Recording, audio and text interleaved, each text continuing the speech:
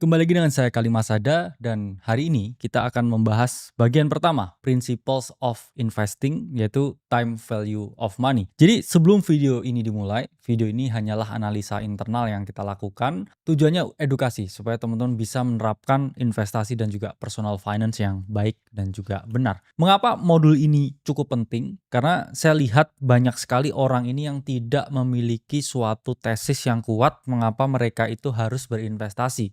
Tapi dengan teman-teman memahami konsep time value of money atau suatu konsep yang akan membuka pikiran kalian bahwa dalam masa yang akan datang nilai uang yang kalian pegang sekarang itu akan terus mengalami penurunan. Ya kita ngomong karena adanya inflasi dan juga adanya ketidakpastian yang pasti terjadi di dunia. Sehingga teman-teman ya mau nggak mau ya nilai uang sekarang itu jauh lebih berharga daripada nilai uang yang ada di masa depan. Itulah mengapa kalau teman-teman ngomong dalam jangka panjang ya nilai uang itu akan terus mengalami penurunan, tapi jumlahnya tambah banyak ya sesuai dengan supply and demand. Supply-nya akan terus bertambah, permintaannya juga sama sebenarnya karena kan populasi orang juga bertambah banyak. Tapi yang dicetak itu akan jauh lebih banyak sehingga sangat inflated, itulah mengapa nilainya itu akan selalu berkurang. Jadi saya nggak percaya dengan istilah nabung pangkal kaya ya, kecuali kamu nabung emas, nabung Bitcoin, nabung saham blue chip, nabung indeks, itu kamu nggak kaya ya, tapi kamu melindungi kekayaan yang kamu miliki. Jadi apa sebenarnya konsep dari time value of money? Jadi TVM itu merupakan suatu konsep keuangan yang menjelaskan bahwa uang sekarang itu jauh lebih bernilai daripada uang yang ada di masa yang akan datang. Atau 1 juta yang kamu pegang sekarang itu nilainya lebih tinggi daripada 1 juta yang kamu pegang 1 tahun lagi.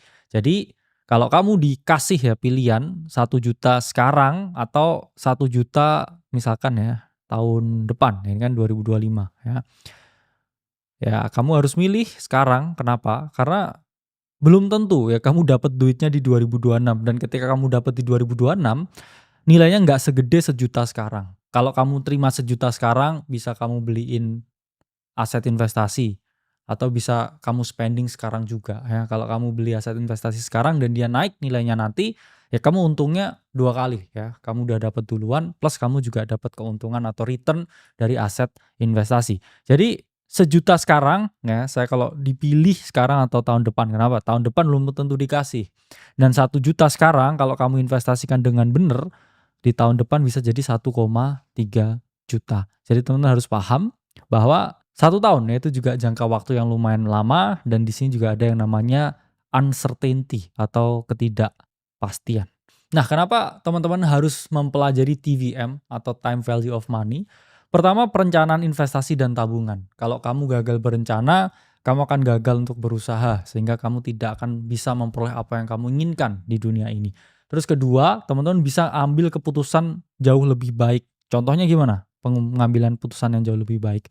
Ya itu tadi ya, kalau minta duitnya di depan atau di akhir ya saya minta di depan. Karena di akhir itu juga belum tentu duitnya dapat dan bisa saya investasikan kalau saya pegang duitnya sekarang. Terus kemudian teman-teman juga bisa melihat ini untuk evaluasi bisnis dan juga proyek.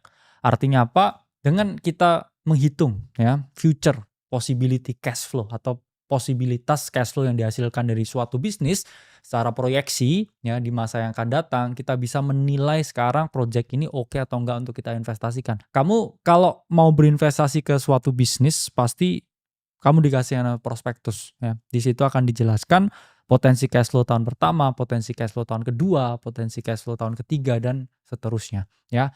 Dan terakhir ya, karena di certain wealth tertentu, teman-teman harus memahami bahwa inflasi itu adalah risiko yang paling tinggi. Dan tidak berinvestasi, yaitu merupakan risiko yang tinggi.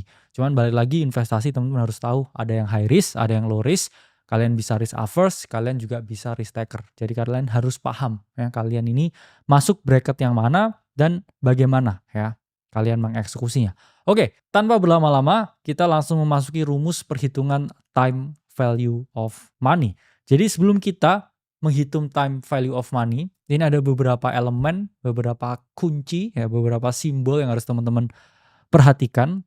FV, yaitu adalah future value. Ya, future, masa depan, value, nilai. Jadi nilai yang ada di masa depan. Atau nilai uang di masa depan. Jadi kalau kita ngomong, ya sekarang 2025, Kalau kita ngomong nilai uang ini di 2027, yaitu masuknya kita ngomongin future value-nya. Nah, present value, ini artinya apa? Nilai uang saat ini, nilai uang yang ada sekarang. Itu kalau kita ngomong di 2025, ini adalah PV atau present value. R ya, ini adalah tingkat suku bunga ya, teman-teman, atau imbal hasil per periode ya. Kita ngomongnya di sini adalah return ya, yang diberikan teman-teman, atau tingkat suku bunga.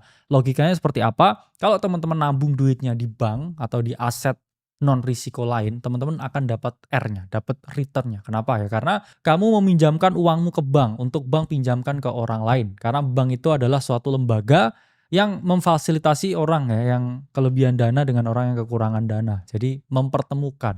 Karena kalau teman-teman tahu, bank itu kebanyakan juga profitnya, yaitu dari bunga ya, atau profitnya dari ketika dia meminjami orang, beli rumah, beli mobil, untuk usaha dan lain sebagainya. Dan T ya, ini adalah time atau periode waktu. Ya, misalkan di sini satuannya selalu tahun. Apakah bisa selain tahun, bisa bulan, ya, bisa kuartalan. Cuman untuk mempermudah perhitungan, kita akan bahas dalam skala tahun. Kita akan mencoba menghitung FV atau future value, yaitu nilai di masa yang akan datang.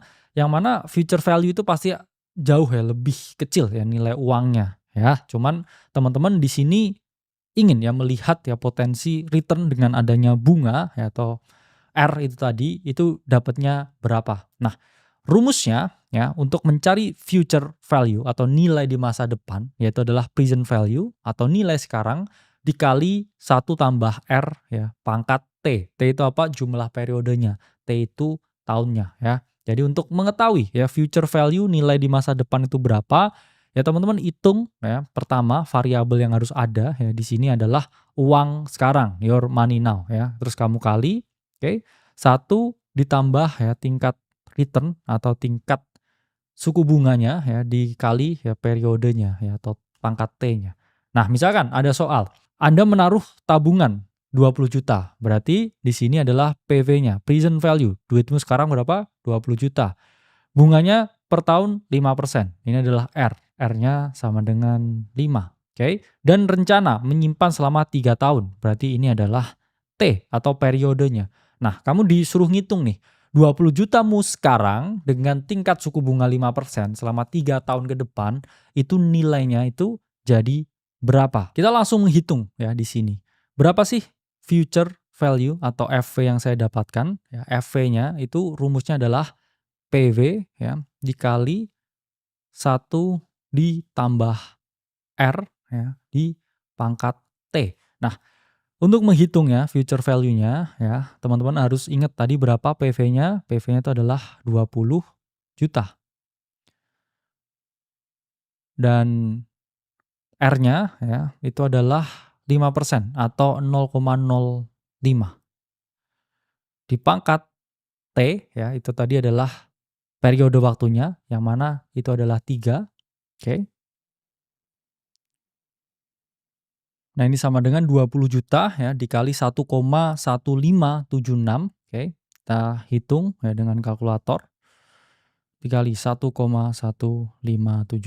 Hasilnya adalah future value, oke, 23.152.000.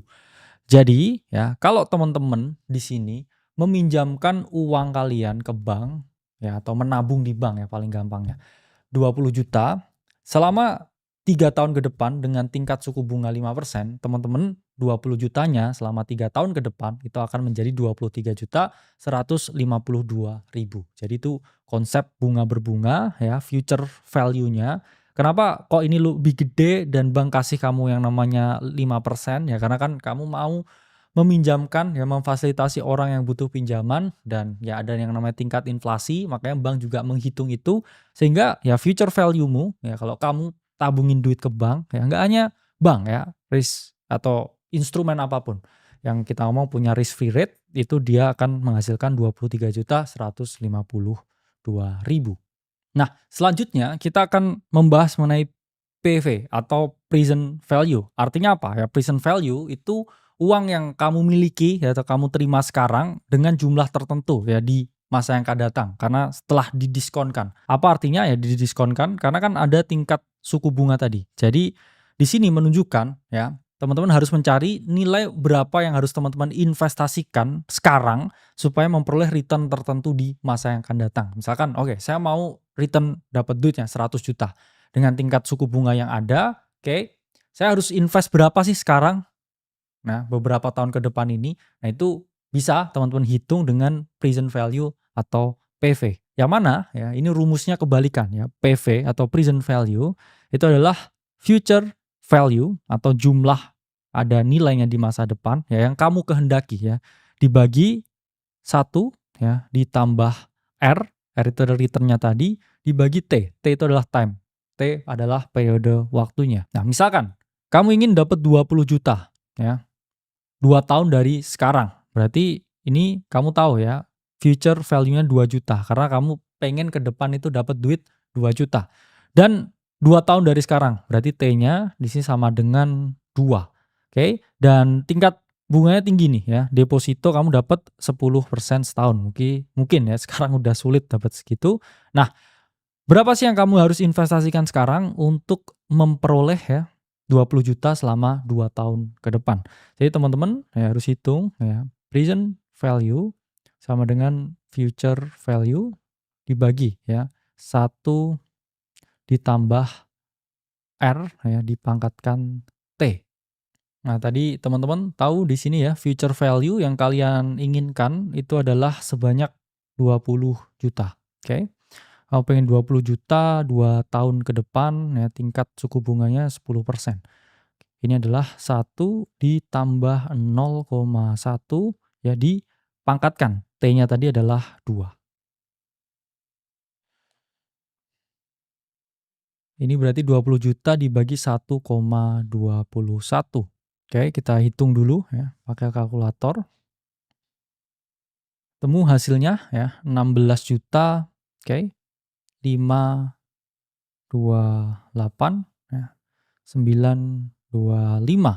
Jadi ya di sini udah ketemu PV-nya 16.528.925. Artinya apa? Kalau teman-teman pengen dapat 20 juta 2 tahun ke depan dengan tingkat suku bunga 10%, teman-teman harus berinvestasi atau harus menanam modal atau harus menabung sebanyak 16.528.925 dengan rupiah saat ini atau dengan value saat ini. Selanjutnya ada konsep yang namanya NPV atau Net Present Value ya. Saya bacakan di sini. NPV itu apa sih?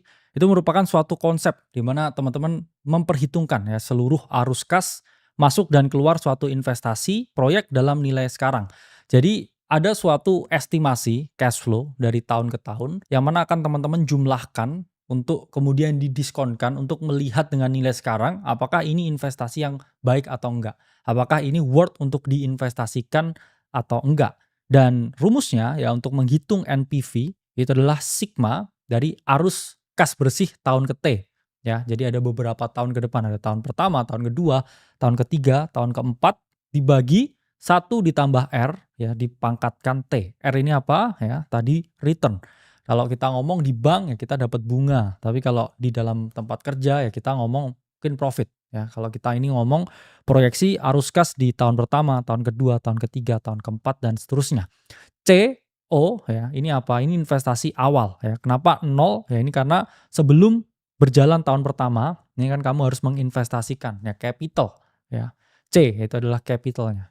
Jadi di sini kalau kita bisa melihat ya NPV yang positif atau lebih dari 0, ini menunjukkan apa? Kalau proyek ini profitable. Kalau bisnis ini oke untuk diinvestasikan. Kalau returnnya ini masuk akal sehingga dia lebih tinggi daripada biaya awal yang kamu investasikan atau CO-nya tadi. Jadi capital 0 ya, 0 itu sebelum dimulai ya periode satunya. Dan kalau NPV-nya itu negatif, di sini teman-teman harus paham bahwa ini proyek ini rugi ya. Kamu nggak BEP tapi kamu malah minus ya. Kamu berarti harus menanggung biaya modal yang tinggi tapi nggak dapat return yang sama. Dan NPV 0 ya ini artinya apa? Break even atau kamu nggak dapat apa-apa berinvestasi di sana. Jadi nggak dapat apa-apa, 0 telur bebek. Nah, ini kita langsung contoh soal dengan NPV, ya ini contoh soal yang paling sederhana. Misalkan investor di sini mengeluarkan investasi awal 250 juta ya. Jadi CO-nya ini adalah 250 juta. Lalu proyek itu memberikan arus kas masuk 400 juta di tahun pertamanya ya. CF satunya 400 juta. Nah, di sini juga dijelaskan tingkat pengembaliannya atau diskontonya ini adalah R-nya ya. Di sini adalah 10%. Dan kita tahu di sini T-nya itu adalah 1. Lalu pertanyaannya adalah apakah proyek ini layak atau enggak ya. Kita dengan rumus yang sederhana bisa kita hitung ya NPV-nya. Oke. Jadi NPV di sini bisa teman-teman lihat dengan rumus ya. Cash flow ya di tahun 1 ya kita ngomong dibagi 1 ya ditambah R di pangkat T dikurangi CO-nya atau investasi awalnya. Dan kita ketemu ya tadi CF satunya yaitu 400 juta di sini. Nah, kita bulatin aja jadi 400.000 dibagi ya 1 ditambah ya 0,1. Kenapa? Karena di sini tadi R-nya itu adalah 10% dibagi 1 ya, terus dikurangi 250 juta ya, tapi di sini kita tulis 250.000 aja. Nah, ini ketemu ya di kalkulator kita hitung hasilnya 113.636 ya. Nah, di sini teman-teman tahu bahwa nilai dari NPV-nya ya itu adalah positif atau teman-teman proyek ini memang beneran menghasilkan duit, beneran menghasilkan laba sehingga ini cukup layak untuk diinvestasikan. Nah, kita akan melihat beberapa studi kasus ya time value of money investor besar yang ada di sini. Dan ya ini contoh pertama ya, kita bisa melihat long term capital management atau LTCM. Yang waktu itu ya dia sangat bagus ya performanya. Setiap tahun dia memperoleh return tuh konsisten 40% dari tahun ke tahun. Jadi dia menebak ya maturity bond ya, bond yang memiliki ya value yang oke atau masih under value dengan memanfaatkan time value of money ya dia berinvestasi di sana dan dia juga sorting ya bond yang udah over value.